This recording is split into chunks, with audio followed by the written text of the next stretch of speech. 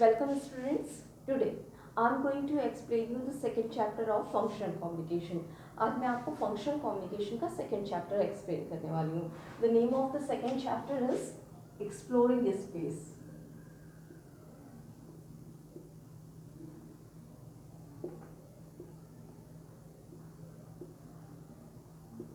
Exploring space. This chapter, the second chapter is the extension of your first chapter. ये chapter आपके first chapter का extension है.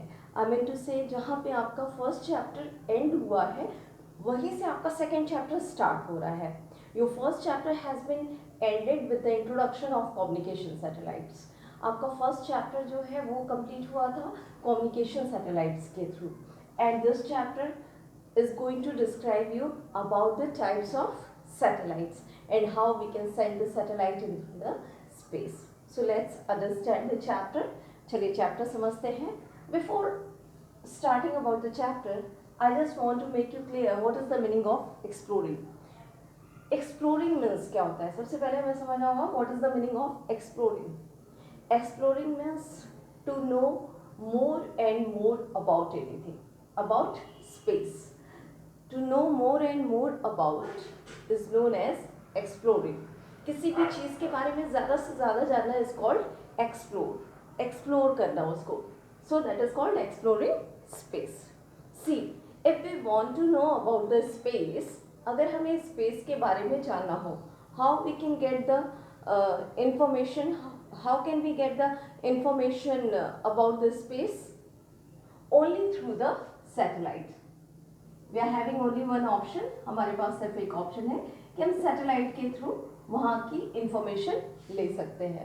Right ऐसा होता भी है कि स्पेस में किसी भी स्पेसिफिक प्लैनेट के बारे में या किसी भी स्पेसिफिक सेगमेंट की इंफॉर्मेशन चाहिए, जैसे वेदर की इंफॉर्मेशन चाहिए, मार्स की इंफॉर्मेशन चाहिए. So we are sending the satellites. हमारे पास एक ऑप्शन होता है that is the satellite. Now here we are going to understand about the types of satellite. Satellite कितने टाइप के होते हैं? Basically there are two type of satellites. दो टाइप के satellites होते हैं. First is natural satellite.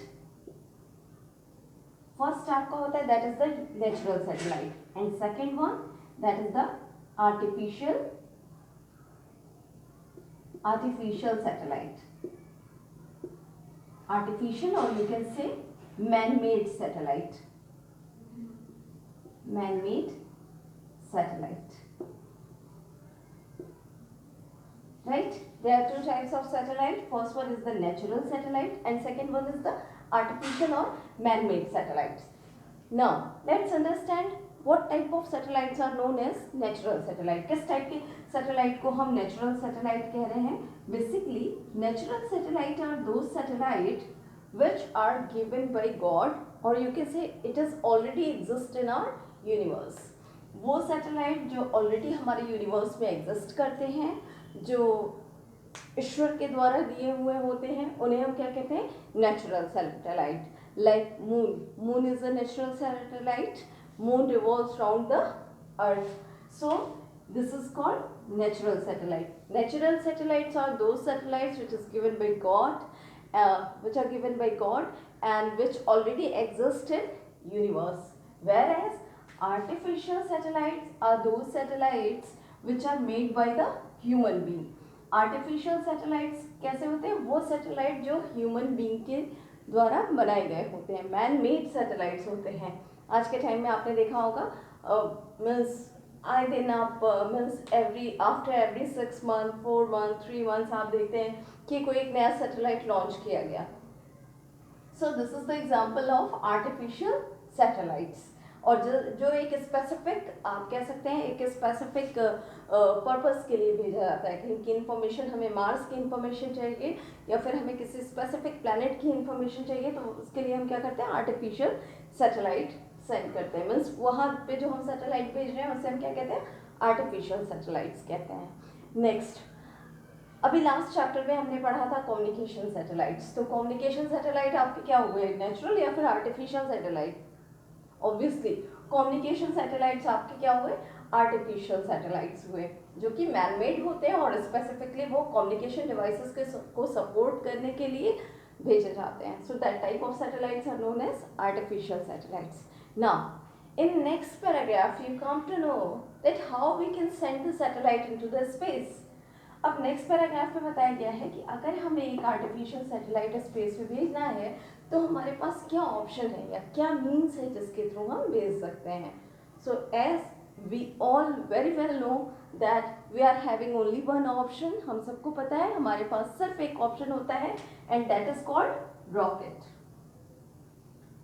Through rocket we send satellite into the space.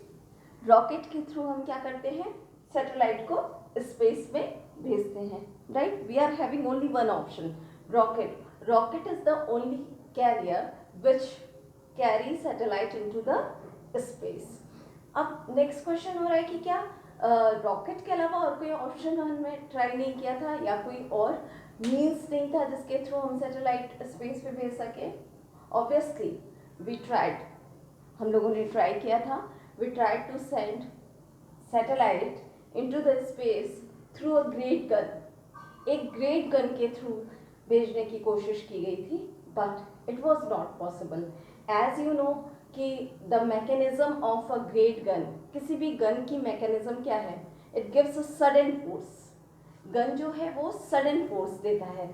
तो अगर किसी ग्रेट गन से हम सैटेलाइट भेजते हैं स्पेस में तो होगा क्या कि वो सडन फोर्स की वजह से वो सैटेलाइट इनिशियल लेवल पे ही एयर फ्रिक्शन के थ्रू बर्स्ट कर जाएगा. So it was not possible to send the satellite through a great gun. Similarly, we tried to send the satellite through a big aeroplane. एक big aeroplane को space में भेजने की कोशिश की गई थी, but as you know, the shape and size of aeroplane was not compatible for sending a rocket into the space. तो उस big aeroplane का कंसेप्ट भी हट गया. Ultimately finally we were having only one option, that was the rocket. As you know the shape and size of this rocket is cylindrical. जो आपका rocket होता है उसका शेप और साइज सिलेंड्रिकल होता है and when it carry the satellite into the space at the initial level the speed of the rocket becomes slower and the shape of the rocket is like that it removes the air friction easily, and after crossing a certain limit its speed becomes very high and very soon it reaches into the space. जो rocket होता है उसका जो shape होता है वो आपको पता होगा सिलेंड्रिकल होता है और उसके शेप की वजह से है क्या वो इजीली एयर फ्रिक्शन को रिमूव करता है. बट रॉकेट को जब लॉन्च किया जाता है तो उसके साथ भी ऐसा होता है, इनिशियल स्टेज पे उसकी जो स्पीड होती है वो बहुत स्लोअर होती है. After crossing certain height cross करने के बाद its speed becomes high and high, उसकी स्पीड बढ़ती जाती है and very soon it reaches into the space, और जल्दी ही वो स्पेस पे पहुंच जाता है. And after reaching into the space the satellite revolves around the earth. आप ही के इस चैप्टर में क्वेश्चन किया गया है कि why satellite is not coming down towards the earth after reaching into the space. Why satellite is not able to coming down towards the earth? As you very well know the answer that there is no gravitational force. Now next आपके इसी chapter में एक बहुत important term use हुआ है, that is the liquid propellant. Liquid LIQUID, liquid propellant. Liquid propellant, what is this? Liquid propellant is nothing but a type of fuel. Liquid propellant is a type of a special fuel which is only usable in the rocket. जिसको हम किस में use करते हैं? Rocket में use करते हैं. This fuel is a special type of fuel which is totally different from the ordinary fuel as we know ordinary fuel जो हमारे व्हीकल्स में यूज होता है, that fuel can not work in the space, वो fuel हमारा space में work नहीं कर सकता है. Liquid propellant is a type of fuel, it can work in the space. As you know, जो फ्यूल हम अपने व्हीकल में यूज करते हैं, टू व्हीलर फोर व्हीलर में यूज करते हैं, it working only in the presence of oxygen. वो सिर्फ और सिर्फ ऑक्सीजन में वर्क करता है. जबकि आपको पता होगा स्पेस में ऑक्सीजन नहीं होती है. सो लिक्विड प्रोपेलेंट एक ऐसा फ्यूल डिजाइन किया गया जिसमें ऑक्सीजन ऑलरेडी मिक्स्ड की जाती है. So it can work into the space. This is a very important question for your chapter. ये आपके इस चैप्टर के लिए बड़ा इंपॉर्टेंट क्वेश्चन है कि what do you mean by the liquid propellant, right? So in this chapter you have to only know about the types of satellite, how we can launch the rocket, why it is why rocket is the only carrier of satellite into the space, and what is the specificity of liquid propellant, right? This is all about the chapter exploring space. आपका ये पूरा chapter है जिसमें 2 से 3 चीज़ों को describe किया गया है. पहला आपको बताया गया है what is satellite, how many types of, ये क्वेश्चन पूछा जाता है what is the difference between natural and artificial satellites. Next पूछा जाता है how we can launch the rocket, rocket को कैसे लॉन्च कर सकते हैं, इसका क्वेश्चन आपको लिखना होगा.